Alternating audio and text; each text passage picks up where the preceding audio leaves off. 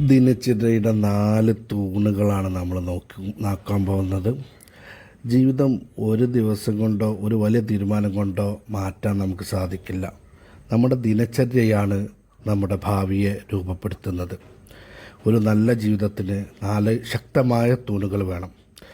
അതിലൊന്നാമത്തത് ആത്മീയ വളർച്ച, ദൈവവുമായുള്ള ബന്ധം, പ്രാർത്ഥന, നന്ദി പറയൽ, നല്ല സ്വഭാവം, അതൊക്കെ അതിൻ്റെ ഭാഗമാണ്.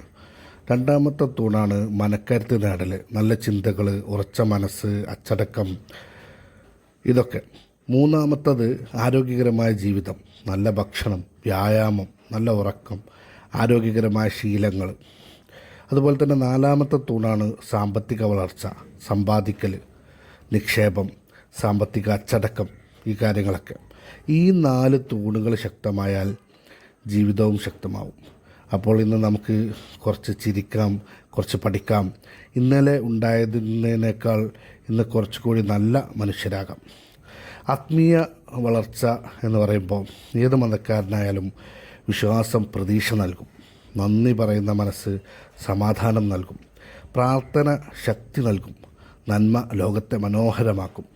എല്ലാ ദിവസവും ഞാൻ പറയും, ഇന്ന് ദൈവത്തോടൊപ്പം കുറച്ചുകൂടി സമയം ചെലവിടണം. പക്ഷേ ഇതിനൊക്കെ തടസ്സമായിട്ട് ഇന്ന് ദൈനംദിന ജീവിതത്തിൽ സംഭവിച്ചു കൊണ്ടിരിക്കുന്നത് എന്താണ്? അപ്പോഴേക്കും ഫോണ് പതുക്കെ പറയും, ഒരു നോട്ടിഫിക്കേഷൻ മാത്രം നോക്കിയാൽ മതി, 5 മിനിറ്റ് കഴിഞ്ഞാൽ എന്തൊക്കെയോ വീഡിയോ കണ്ടിരിക്കുകയാണ്. അപ്പം പാഠം എന്താണ്? ആദ്യം ദൈവം പിന്നെ ഫോണ് എന്നുള്ള രൂപത്തിലേക്ക് നമ്മൾ നീങ്ങേണ്ടതുണ്ട്. നമ്മുടെ ജീവിതത്തിലെ ദൈനംദിന ജീവിതത്തിലെ രണ്ടാമത്തെ തൂണ് മനക്കരുത്ത് നേടൽ. ഉറച്ച മനസ്സാണ് നല്ല ജീവിതം പണിയുന്നത്. എല്ലാ രാവിലെയും ഞാൻ പറയും, ഇന്ന് ഞാൻ എല്ലാം തീർക്കും. പിന്നെ വലിയ ആവേശത്തിൽ ഒരു ടു ഡു ലിസ്റ്റ് ഉണ്ടാക്കും. അത് എഴുതാനും ഭംഗിയാക്കാനുമാണ് കൂടുതൽ സമയം പോകുന്നത്. ജോലി തുടങ്ങാൻ സമയം കിട്ടാറില്ല. ഒരു മോട്ടിവേഷൻ വീഡിയോ കണ്ടാൽ ഇനി എന്നെ ആരും തടയില്ല എന്ന ഫീലാണ്. പക്ഷേ ഒരു ചെറിയ പ്രശ്നം വന്നാൽ വീണ്ടും മറ്റൊരു മോട്ടിവേഷൻ വീഡിയോ തേടും. പാഠം തികഞ്ഞതാകാൻ കാത്തിരിക്കണ്ട, തുടങ്ങിയാൽ മതി. ആ ഒരു രീതിയിലേക്ക് നമ്മൾ തുടങ്ങി കിട്ടാനുള്ള രീതിയിലേക്ക് പോകേണ്ടതുണ്ട്. ഇനി നമ്മൾ പറഞ്ഞ മൂന്നാമത്തെ തൂണ്, ദൈനംദിന ജീവിതത്തിൻ്റെ മൂന്നാമത്തെ തൂണാണ് ആരോഗ്യകരമായ ജീവിതം. ആരോഗ്യമാണ് യഥാർത്ഥ സമ്പത്ത്. എല്ലാ തിങ്കളാഴ്ച ഞാൻ തീരുമാനിക്കും, ഈ ആഴ്ച മുതൽ ഹെൽത്തി ഫുഡ് മാത്രം.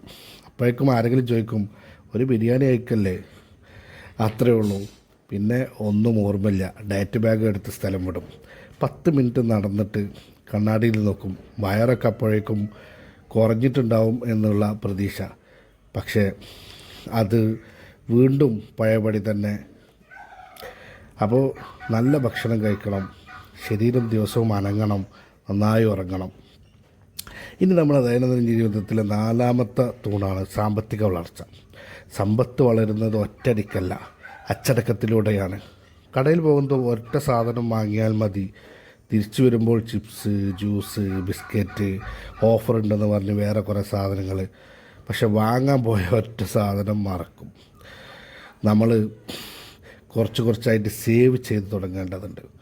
ഇപ്പോൾ മ്യൂച്വൽ ഫണ്ട് പോലുള്ളവയിൽ ദീർഘകാല നിക്ഷേപം നടത്താനുള്ള ശ്രമങ്ങൾ SIP രൂപത്തിൽ മാസം തവണകളായിട്ട് അടച്ച് നിക്ഷേപിക്കുന്ന രീതിയിലൊക്കെ നമ്മുടെ വെൽത്ത് ക്രിയേറ്റ് ചെയ്യാനുള്ള എല്ലാ നമ്മുടെ ഭാഗത്തുള്ള നീക്കങ്ങളും ഉണ്ടാവേണ്ടതുണ്ട്.